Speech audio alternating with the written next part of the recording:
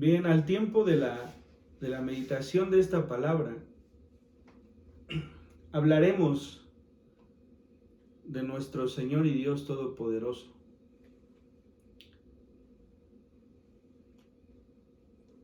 Si volviéramos a leer este pasaje en el Génesis, en el capítulo 22, nos encontraríamos con que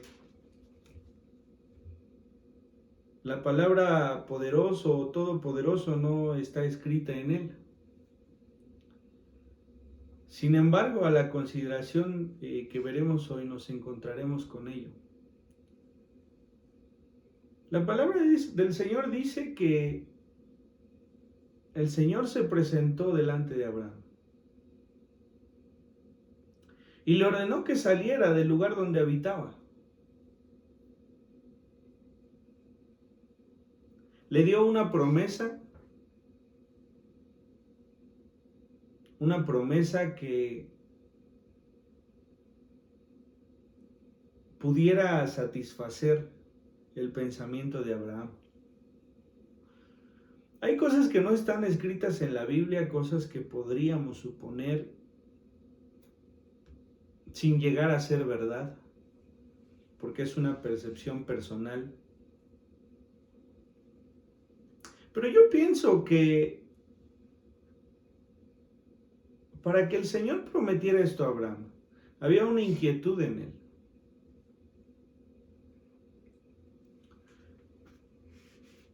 Por algún motivo le ordena salir de ese lugar donde se encontraba.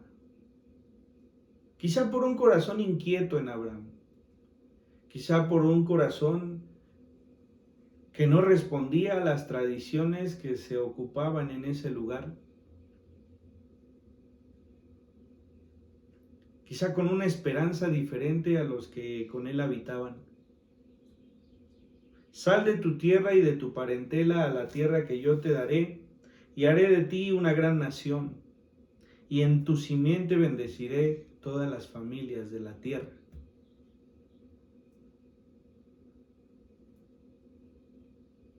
A veces cuando oramos por las personas, en lo personal yo cuando felicito a alguien porque es su cumpleaños o por algún motivo especial, nunca falta el que le diga: el Señor cumpla los anhelos de tu corazón. Quizá un anhelo del corazón de Abraham era este: conocer al verdadero Dios.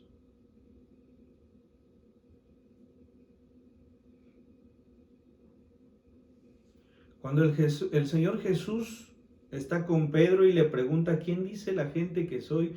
Y Pedro responde: todos dicen que tú eres el Dios, que tú eres el Hijo del Dios viviente.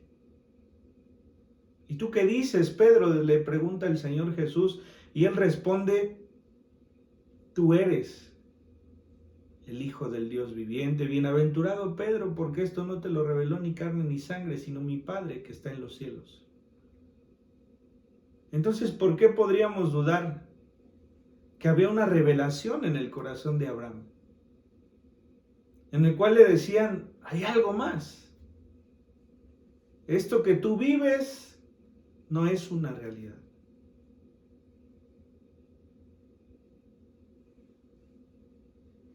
Se presenta el Señor. La primera vez que se presenta delante de Abraham, en el capítulo 17 del Génesis, dice: era Abraham de 99 años, cuando le pareció Jehová y le dijo: yo soy el Dios Todopoderoso. Anda delante de mí y sé perfecto, y pondré mi pacto entre mí y ti, y te multiplicaré en gran manera. Entonces Abraham se postró sobre su rostro, y Dios habló con él diciendo: he aquí mi pacto es contigo, y serás padre de muchedumbre de gentes. Y no se llamará más tu nombre Abraham, sino que será tu nombre Abraham, porque te he puesto por padre de muchedumbre de gentes. Se presenta Dios delante de él. Y le dice, yo soy el Dios Todopoderoso. ¿Por qué no pensar, yo soy el que tú has buscado? Yo soy el que tu corazón anhela. Yo soy el que puede resolver la inquietud de tu corazón.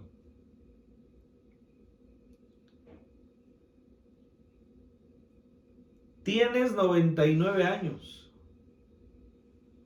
y tú siempre has deseado un hijo. Repito, no es algo que la Biblia diga, es una percepción personal. Pero el Señor le está hablando conforme al anhelo en su corazón. Tienes 99 años y has deseado un hijo. Y yo no te daré un hijo, porque yo soy todopoderoso. Tú serás padre de muchedumbre. El Todopoderoso. Leyendo diferentes comentarios, inclusive o principalmente el que está aquí en la Biblia, que seguramente en algunas versiones de la suya vendrá, leía acerca de el nombre con el que se presenta el Señor y decía que era el Shaddai. Y decía el comentario, es una desafortunada traducción, el que solamente traduzcamos el Shaddai como el Todopoderoso, cuando el prefijo él quiere decir esto: todo lo puede, fuerte, poderoso. El puro él quiere decir eso. Y menciona la palabra Shaddai, Shad, como la palabra que se utiliza dentro de la Biblia para referirse a el pecho femenino. Y decía el comentario, es decir, el Señor es todopoderoso para ubicarte a ti en un lugar de quietud, en un lugar de descanso, en un lugar de paz. Y sin duda es una traducción más firme hacia lo que nosotros debemos ver como un Dios de poder. Porque al final de cuentas, cuando nosotros oramos por un milagro, cuando nosotros oramos por una petición, cuando nosotros oramos por salvación, estamos clamando a Dios para que Él haga todas las cosas.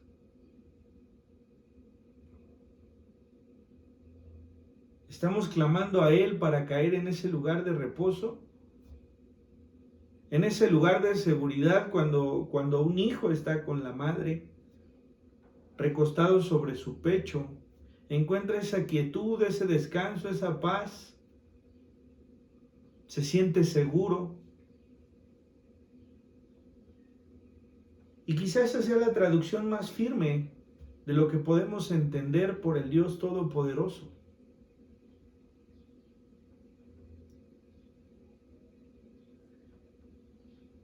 Entonces el Señor se le está revelando a Abraham y le está diciendo: yo soy el que todo lo puede. Tú tienes 99 años y quiero decirte que no solamente te voy a dar un hijo.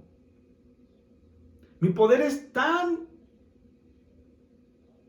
completo que voy a hacer más de lo que tú estás pidiendo. Te voy a hacer padre de muchedumbre. No es casualidad que la Biblia nos explique la edad que tiene Abraham.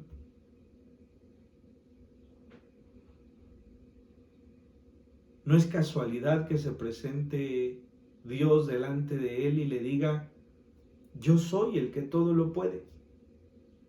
Tienes que descansar en mí porque he escuchado tu petición.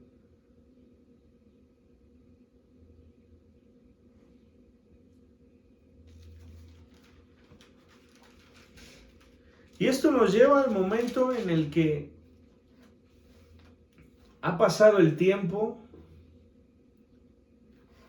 Sin duda uno no es muchedumbre, pero sin duda uno es el comienzo de todo.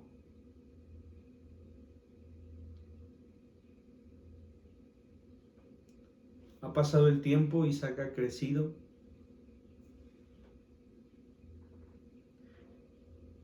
El Señor se presenta de nuevo delante de Abraham y le pide algo que pudiera contradecir lo que nosotros creemos. Quiero que me entregues a tu hijo en sacrificio.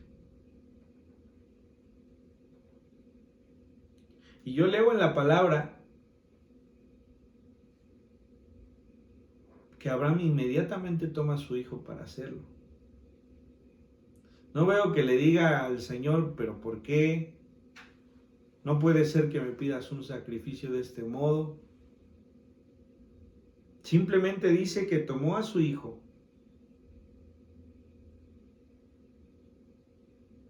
preparó el asno, llevó consigo a 2 de sus siervos, preparó la leña para el holocausto y fue al lugar que Dios dijo, dice el versículo 3.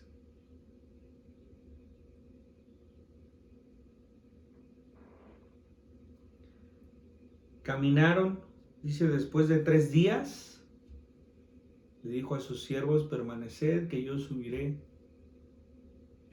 con mi hijo, yo subiré con Isaac.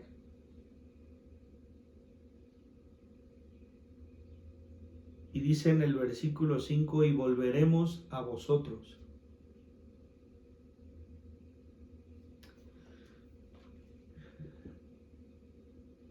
Cuando el Dios de poder se muestra, se revela a Abraham y se revela a nosotros, necesariamente nosotros debemos confiar en Él. Necesariamente nuestra fe debe estar puesta en el final y no en el intermedio.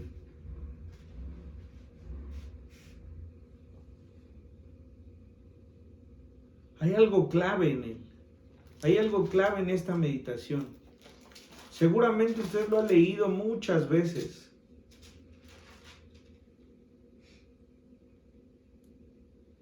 Versículo 17 del capítulo 11 de Hebreos. Por la fe Abraham, cuando fue probado, ofreció a Isaac, y el que había recibido las promesas ofrecía a su unigénito. Ojo aquí, el Señor le ha prometido que será padre de muchedumbre. El Señor le ha prometido que a raíz de su simiente, las tierras, las personas de la tierra serían benditas. Dice, por la fe al que se le fue dado la promesa.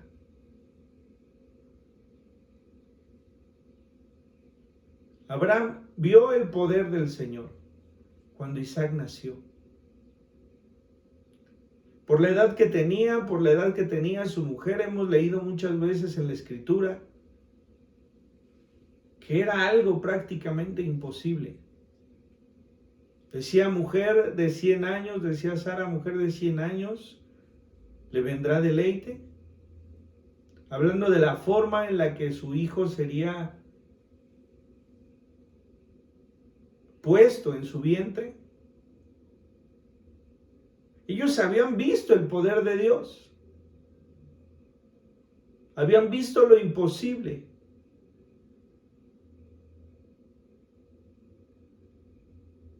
Cuando el Señor le pide esto, Abraham accede porque ha conocido al Dios de poder.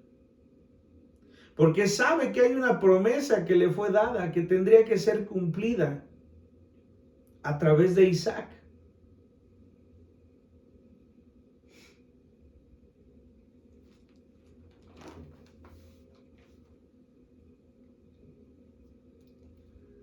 Abraham toma a su hijo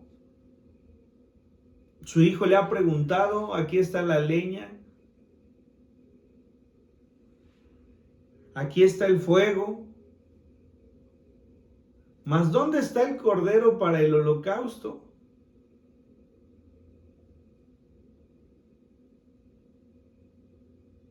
Y respondió Abraham, Dios se proveerá de cordero para el holocausto, hijo mío, e iban juntos. Quiero hacer aquí un paréntesis. Ofrecer a su hijo no quiere decir solamente que haría un sacrificio. Dice Isaac, aquí el fuego y la leña. ¿Dónde está el cordero para el holocausto? Vean qué significativo es esto. Abraham le ha enseñado a Isaac a ofrecer sacrificio a Dios. Cuando usted, hermano, tiene hijos, tiene que enseñarles el camino del Señor. Isaac no está preguntando nada más porque sí, está preguntando porque muchas veces ha hecho sacrificios con su padre. Está preguntando porque muchas veces ha subido con él al monte a sacrificar algún cordero para el perdón de pecados. Y hay algo que falta de lo que siempre ha visto. ¿Qué le vamos a llevar al Señor?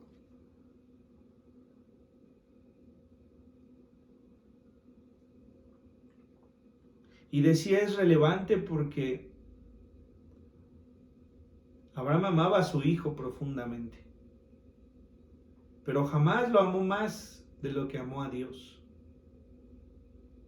Él estaba dispuesto a llevarlo. Sí sabía que había un momento en el que tendría que hacer el sacrificio, pero sabía que Dios le había hecho una promesa.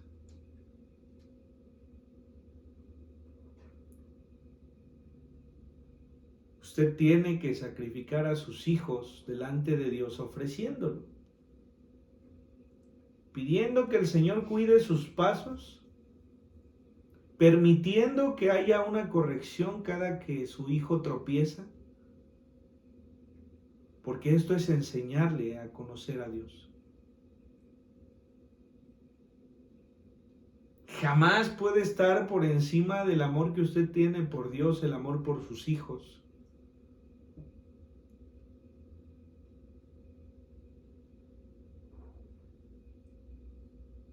Porque lo importante en sus hijos es la salvación.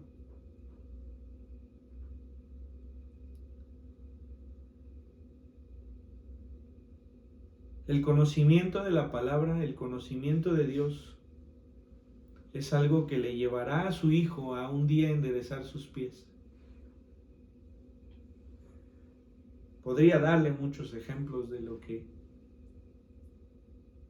ha pasado o pasó durante mi adolescencia y juventud o la de alguno de mis hermanos. Pero creo que muchas de estas cosas ustedes las conocen. Y hoy puedo decirle que si esto no hubiera sucedido, seguramente no estaría aquí. No me hizo más bueno, ni era más malo.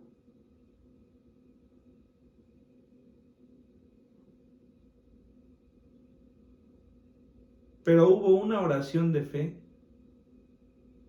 hubo un confiar en el Señor para que su palabra penetrara mi corazón y el de mis hermanos. ¿Quiere ver a su hijo un día rendido a los pies del Señor? No sea consecuente. Muéstrele que es necesario que sea obediente a lo que la palabra dice. El Señor responderá en su momento.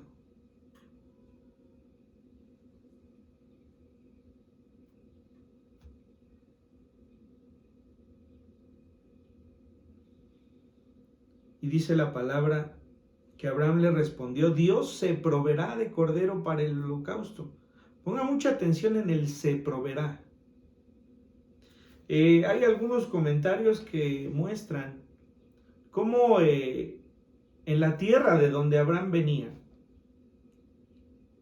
había dioses como los Baales, en los que presumiblemente había un momento en el que el ser humano tendría que ofrecer a sus hijos en sacrificio. Abraham venía de allí y sabía cómo era esto. No era esto que el Señor le pedía algo nuevo, algo que apenas fuera a escuchar, Sin embargo, lo que el Señor le está mostrando a Abraham es que Él no es como todos esos dioses inexistentes. Él no necesita que nosotros sacrifiquemos a nuestros hijos, porque Él se iba a proveer de un cordero. Es decir, yo no te pido a tu hijo, yo te voy a dar a mi hijo en sacrificio para que tú te salves.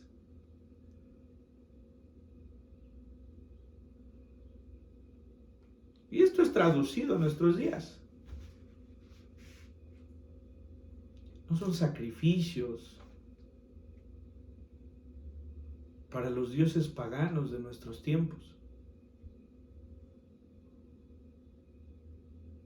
Porque el Señor dice que Él se iba a proveer. Que nos quede bien claro algo, el plan de salvación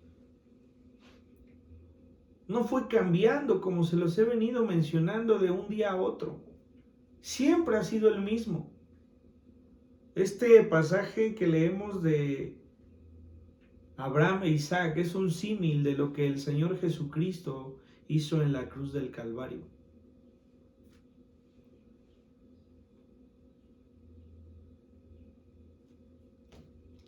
Y la clave de la meditación se encuentra de nuevo en Hebreos capítulo 11. Versículos 18 y 19. Habiéndosele dicho, esta es la promesa, dice, que leíamos en el versículo 17. Habiéndosele dicho, en Isaac te será llamada descendencia. En Isaac, en ese que te estoy pidiendo es la promesa. Pensando que Dios es poderoso para levantar aún de entre los muertos, de donde en sentido figurado también le volvió a recibir. ¿Por qué dice en sentido figurado también lo volvió a recibir? Porque para Abraham Isaac había muerto. Si el Señor no hubiera intervenido en ese momento, Abraham hubiera presentado a su hijo en sacrificio.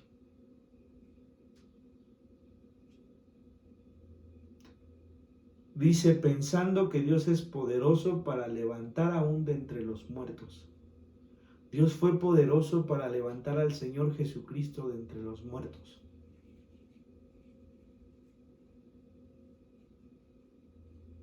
Imagínense este momento en el que Isaac está atado,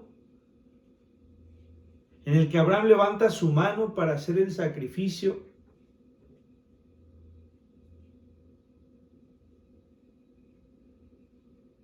Esto debe representar demasiado. Un niño atado, sobre él un cuchillo dispuesto a quitarle la vida, y en el siguiente momento un cordero derramando sangre en el sacrificio, e Isaac más lleno de vida que nunca. ¿Le suena esto? Nosotros deberíamos estar presentados en sacrificio por nuestro pecado. Nuestro pecado nos ha atado. Tendríamos que morir. Pero en el siguiente momento está el Señor Jesucristo en una cruz, derramando su sangre, sustituyéndonos en ese lugar. Y en ese momento cada uno de nosotros con más vida que nunca, con una vida eterna. Ese es el poder manifiesto de Dios. Eso es lo que Abraham sabía, que aquel que le había prometido que en Isaac tendría descendencia, aun si él le quitaba la vida a Isaac, podría levantarle de los muertos y cumplir esa promesa. Porque el Señor se lo juró. Leíamos la semana anterior, y no pudiendo jurar por uno mayor que él, juró por sí mismo. Era algo que se iba a cumplir y que Abraham sabía. Entonces la diferencia de conocer al Dios de poder no está en lo que Dios es. Dios es poderoso. Está en lo que nosotros conocemos de Él. Él te ha prometido algo, así las circunstancias sean tan complicadas, Él resolverá.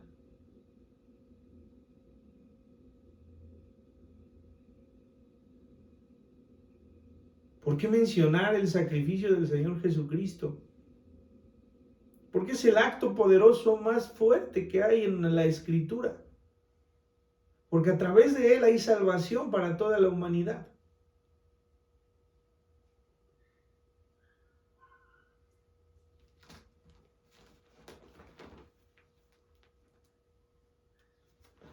Ojo aquí. ¿Qué entonces diremos cuando la gente nos dice, si Dios es todopoderoso, ¿por qué permite lo que está pasando? Si Dios es todopoderoso, ¿por qué ha permitido entonces que mucha gente muera? Quizá no haya respuesta que calme su corazón. Quizá inclusive nos atrevemos a señalar a Dios bueno o malo por lo que sucede. Dios no puede ser bueno si permite todo esto. Dios no puede ser bueno si permitió que esta persona muriera. Dios no puede ser eso si le ha quitado la vida al ser que más he amado. No podemos decir que Dios no ha vivido lo que nosotros, porque Él sí sacrificó a su hijo. Abraham sin duda pensó en hacerlo, pero el Señor no solo lo pensó, lo hizo.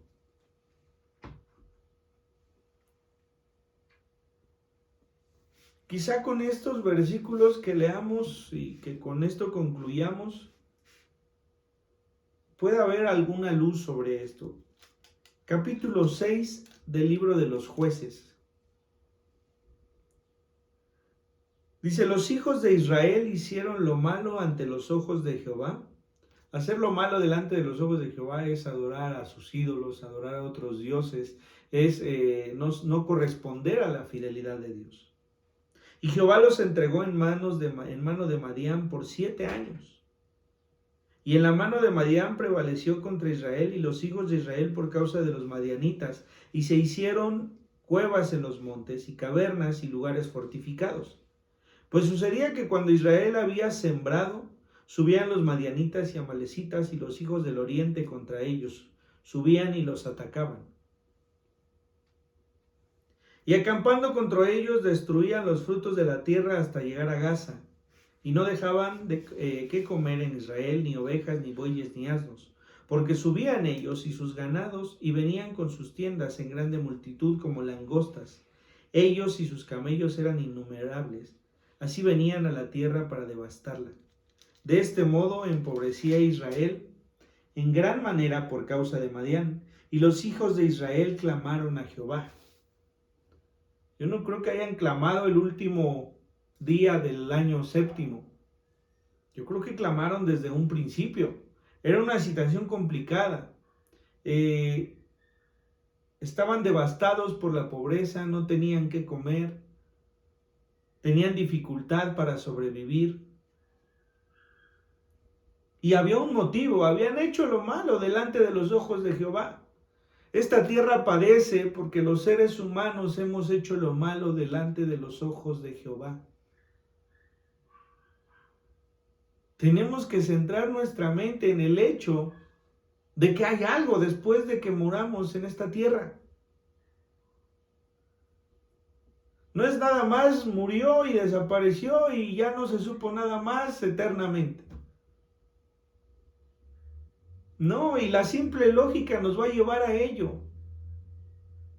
Yo no creo que ninguno de nosotros, eternamente hablando, se haya generado de lo espontáneo. No entra en mi mente.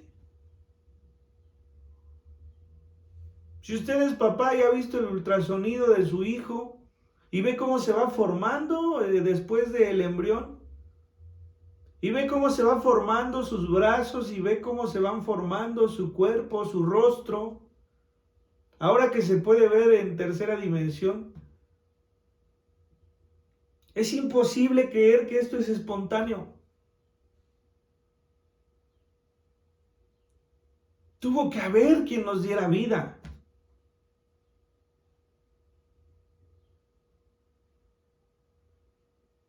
Y no nos pudo dar vida solamente para sufrir.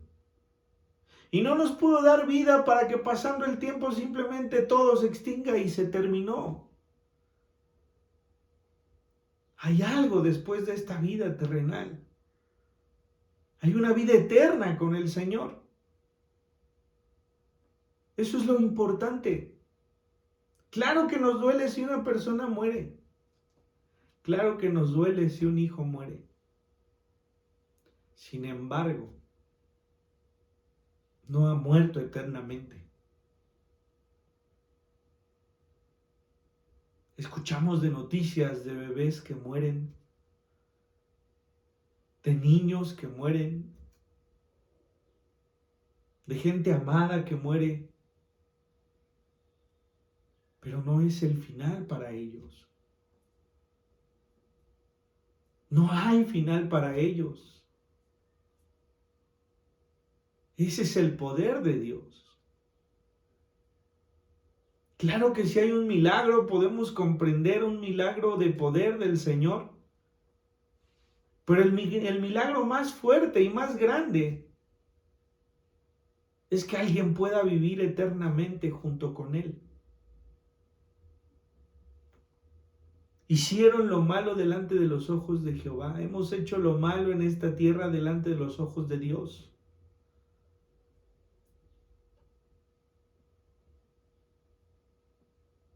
Y dice que el pueblo clamaba a Jehová a causa de los madianitas. Y cuando el pueblo clamó, Jehová envió a los hijos de Israel un varón profeta, el cual les dijo: así ha dicho Jehová, Dios de Israel, yo os hice salir de Egipto. Les está recordando quién es Él. Yo libré a este pueblo de Egipto. Los saqué de casa de servidumbre. Es decir, cuando ustedes estaban conmigo, yo les levanté. Yo les saqué de un lugar en donde ustedes eran esclavos. Y si usted recuerda, en el libro del Éxodo, dice la palabra del Señor que salieron con riqueza. Os libré de la mano de los egipcios y de mano de todos los que os afligieron, a los cuales eché de delante de vosotros, cuando la tierra prometida fue dada, fue repartida. Fueron guerras en donde el pueblo ni siquiera manchaba sus manos. Para que no dijeran lo obtuvimos, Dios se los dio.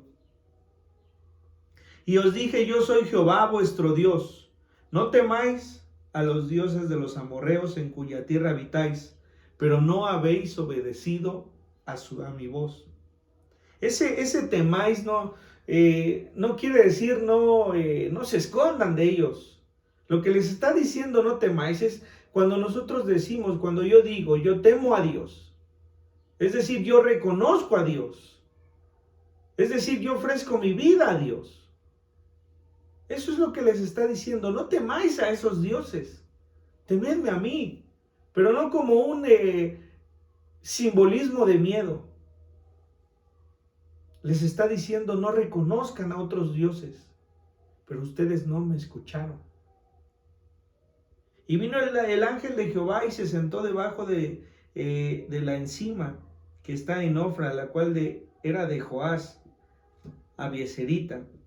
Y su hijo Gedeón estaba sacudiendo el trigo en el lagar para esconderlo de los madianitas. Y el ángel de Jehová se le apareció y le dijo: Jehová está contigo, varón esforzado y valiente.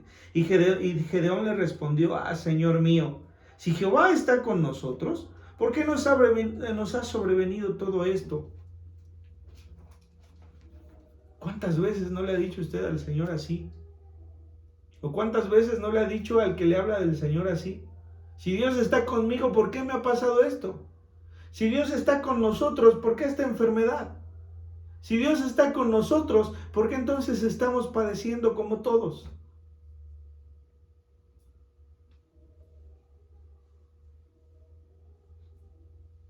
Versículo 13. ¿Por qué nos ha sobrevenido todo esto si Jehová está con nosotros? ¿Y dónde están todas sus maravillas que nuestros padres nos han contado diciendo, ¿no nos sacó Jehová de Egipto? Y ahora Jehová nos ha desamparado y nos ha entregado en mano de los madianitas. Y mirándole Jehová le dijo, ve con esta tu fuerza y salvarás a Israel de la mano de los madianitas. ¿No te envío yo? Entonces le respondió, Señor mío, ¿con qué salvaré yo a Israel? He aquí que mi familia es pobre en Manasés, y yo el menor en la casa de mi padre. Jehová le dijo, ciertamente yo estaré contigo, y derrotarás a los madianitas, como a un solo hombre. Y él respondió, yo te ruego que si he hallado gracia delante de ti, me dé señal de que tú has hablado conmigo. Te ruego que no te vayas de aquí hasta que vuelva a ti, y saque mi ofrenda y la ponga delante de ti. Y él respondió, yo esperaré hasta que vuelvas. Es un tiempo de clamor. Llevamos un año encerrados. Llevamos un año padeciendo la muerte de gente que conocemos, la enfermedad de gente que conocemos. Y si usted se ha dado cuenta, no solamente es muerte a causa de esta enfermedad. Hay muerte por accidente, hay muerte por asaltos. Como nunca hemos escuchado la muerte de las personas. Es un tiempo de clamor. Y quizá le diremos, ¿cómo puedes tú, Señor, estar con nosotros si ve todo lo que está pasando? Cuando sabemos que hay un motivo y ese motivo es que nos hemos alejado como nación, nos hemos alejado como humanidad de Dios. Y todavía nos atrevemos a decirle al Señor, ¿cómo puedes decir que estás con nosotros?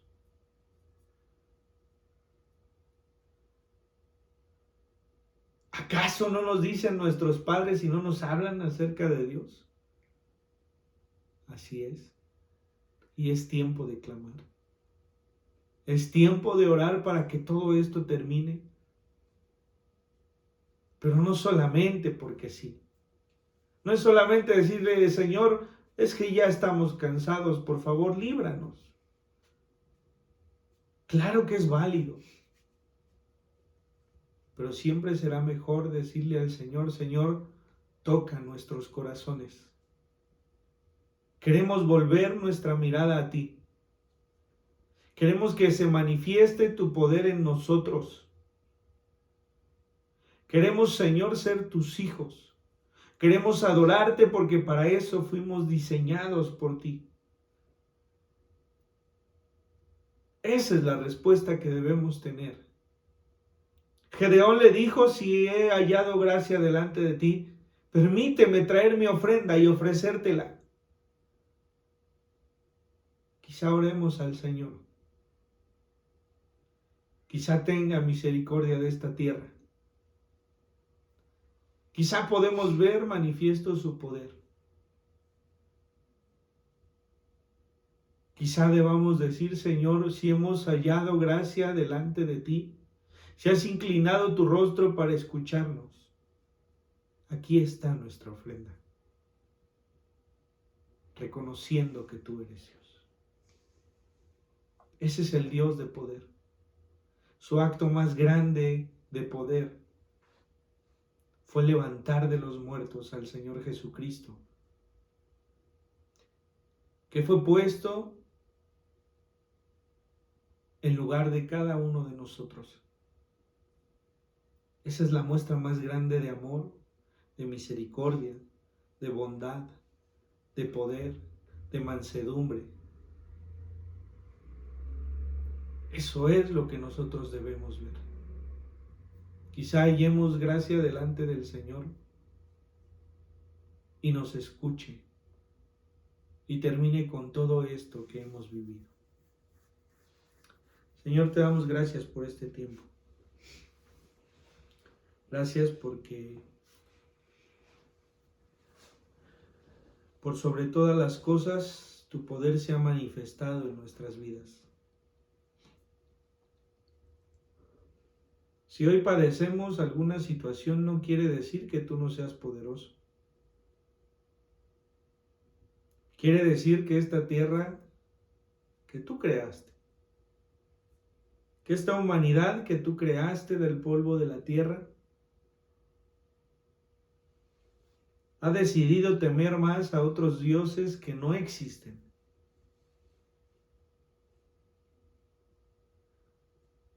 Que como dice tu palabra, tiene ojos y no ven, tienen oídos y no escuchan.